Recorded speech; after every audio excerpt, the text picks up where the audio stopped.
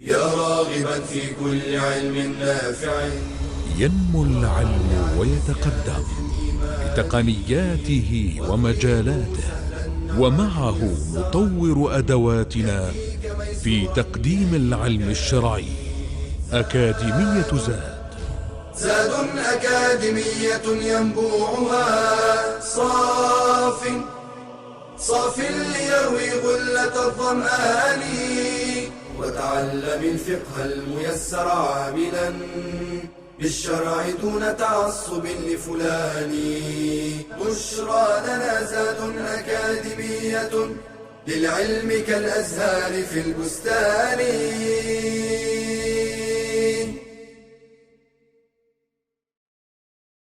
بسم الله والحمد لله والصلاة والسلام على رسول الله وآله وصحبه ومن اهتدى بهداه. It is part of the Sunnah to give your deepest condolences when you hear of someone's death. And part of your condolences would be to show your sorrow and at the same time to encourage those afflicted by such a calamity to be patient and not to do something that goes against Allah's pleasure. Part of what is to be said in the Sunnah is to say to Allah belongs what He has taken and what He has given, and everything has an appointed term with Him. So be patient and seek reward with Allah Azza wa Jal. Mourning a decease is a natural thing, and Islam is a natural religion, and therefore it is permissible for someone afflicted by such a calamity to leave some of the pleasures of this dunya. So if a loved one dies, Islam gives me 3 days and nights to mourn my loved one. I may not wear perfume. I may not answer invitations or gatherings. I may do something that would express my grief within the limitation of Islam, but not more than 3 days and 3 nights. And the only exception to this is when a deceased is the husband. So this is where a wife, when she becomes a widow, her grief has to be extended into 4 months and 10 days. The Prophet said, alayhi salatu wasalam, no woman should mourn anyone who dies for more than 3 days, except in the case of a husband, 4 months and 10 days. Again, this is for any widow whose husband dies, with the exception of someone who's pregnant. So if a pregnant woman becomes a widow, then her mourning period, known as iddah, is extended until she gives birth, regardless of the length of it. So if she's pregnant, her husband dies in the morning, she gives birth in the evening, her mourning period is over. If she's pregnant and her husband dies and she gives birth after 7 months, she mourns for these whole 7 months. Now, what is the ruling on eulogizing the deceased and wailing for him? It is prohibited to eulogize the deceased and to wail for him. Eulogizing is to mention the good things in him in a complaining fashion. Oh, he was my rock, he was my provider, he was the one who facilitated things for me, he did this, he did that, and one says it in a complaining fashion. While wailing is to weep in a loud voice. So it's more of a cry rather than just normal weeping and feeling sad over your loved one and your deceased. And this is totally prohibited actions of pre-Islamic era.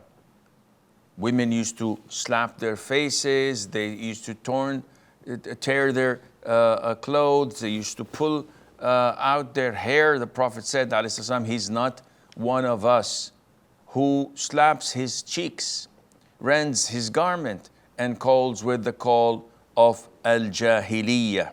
Because this is a sign that a person is complaining about Allah's decree.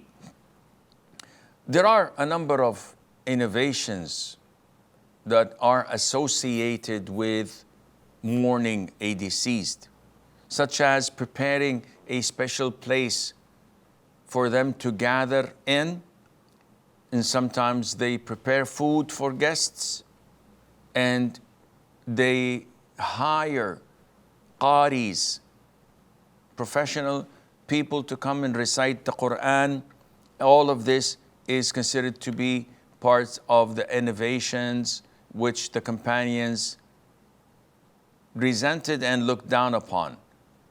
Jarir ibn Abdullah al-Bajali, may Allah be pleased with him, says, we used to regard gathering with the family of the deceased and making food after his burial as coming under the same heading as wailing.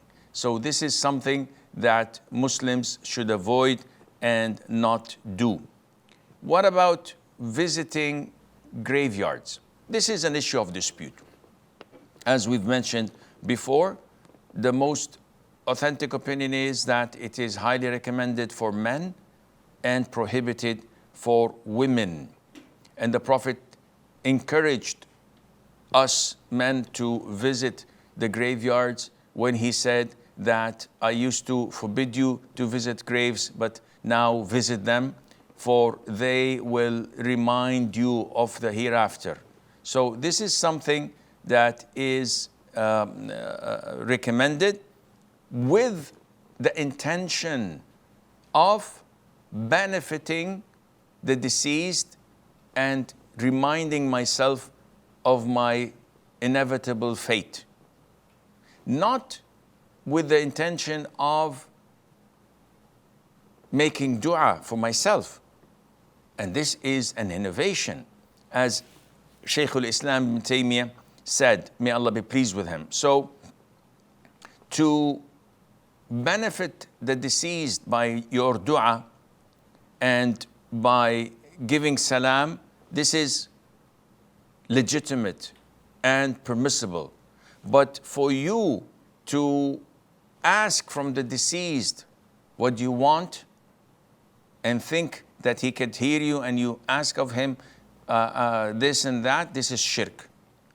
And to go and make dua for yourself and think that this is a place for yourself to benefit from, this is an innovation.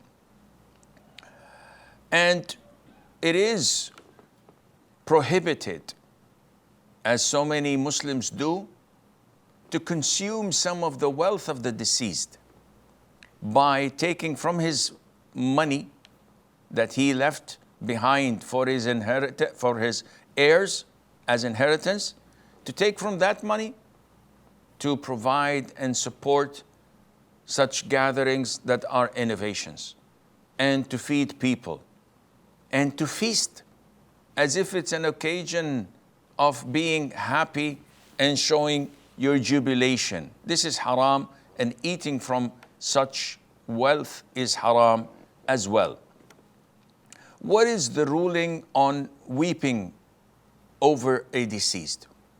This is a natural thing.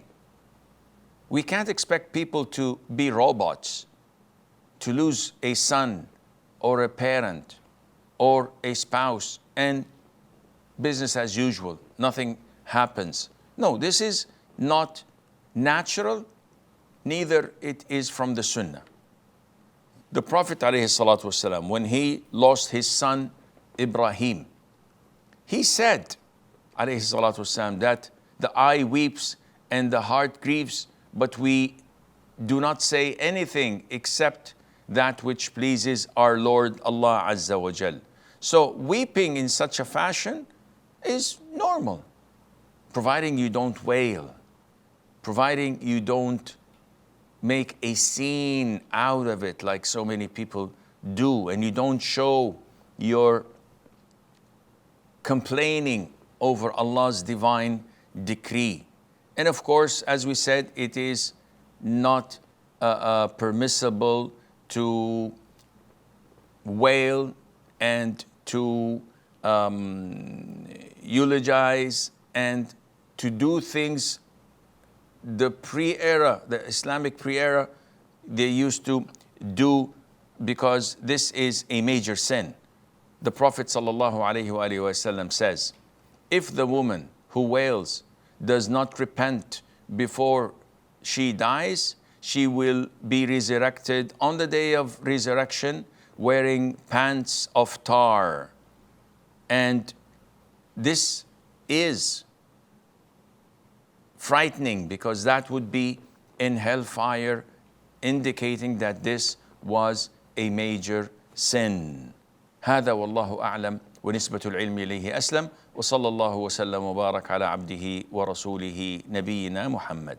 يا راغبا في كل علم نافع ينمو العلم ويتقدم بتقنياته ومجالاته، ومعه نطور أدواتنا في تقديم العلم الشرعي.